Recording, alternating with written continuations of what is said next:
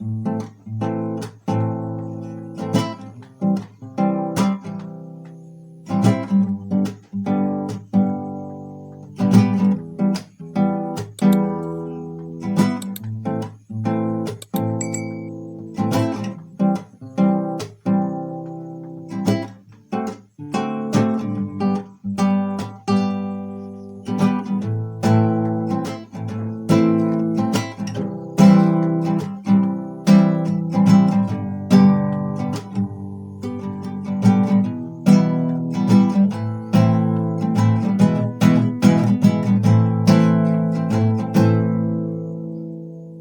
my friends, welcome back to another lesson. Today we're going to do an analysis on the minor keys, on the minor progressions. So the short piece that I played at the beginning of this lesson is in the key of A minor. But how do I know that a piece or a song is in a certain key, whether it's in a major key or in a minor key? Specifically, today we are looking at the minor key, which is A minor, and we've looked at the A minor, the key of A minor, plus all the chords that go with it. So, one characteristic of a minor key, of course, for example, if you're reading music directly from a piece of paper, you'll see that, for example, the key of C and the key of A minor have the same time signature and same key signature. Which is 0 sharps, 0 flats. So starts straight away with a treble clef. So you'll be able to know, okay, maybe in the key of C or A minor.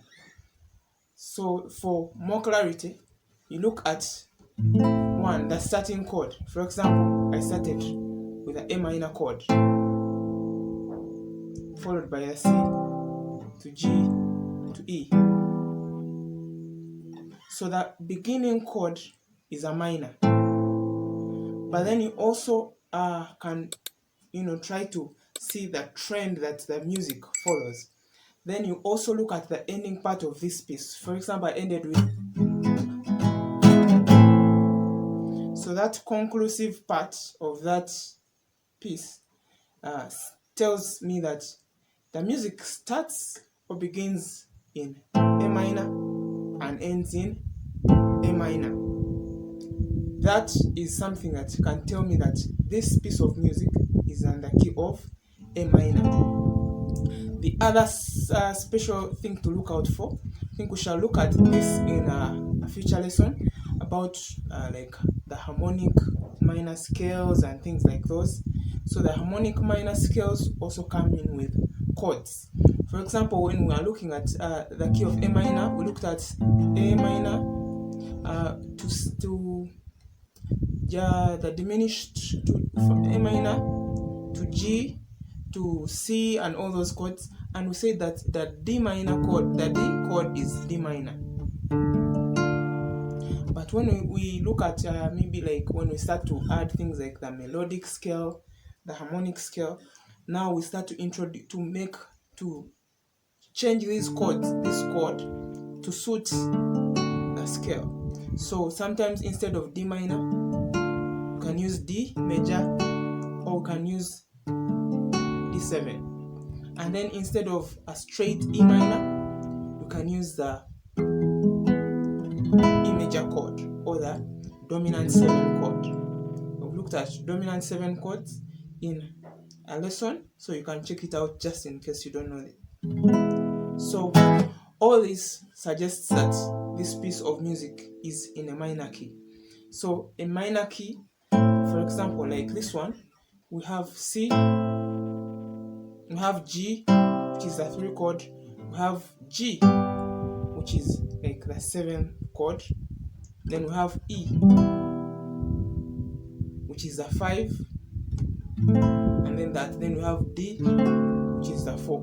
So you look at the piece of music and then try to figure it out.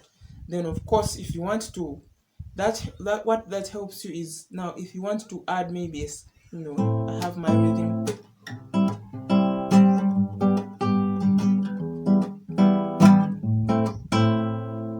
so you maybe wondering, why do I want to find out? The chords are already all there and all those things. You may be the soloist in your band or in your group, or you want to add some melody to this. So you want to find out which scale can actually work favorably with this. So when you figure that out and you're like, oh, it's in the key of A minor, then now you can start adding all those melodies that you want.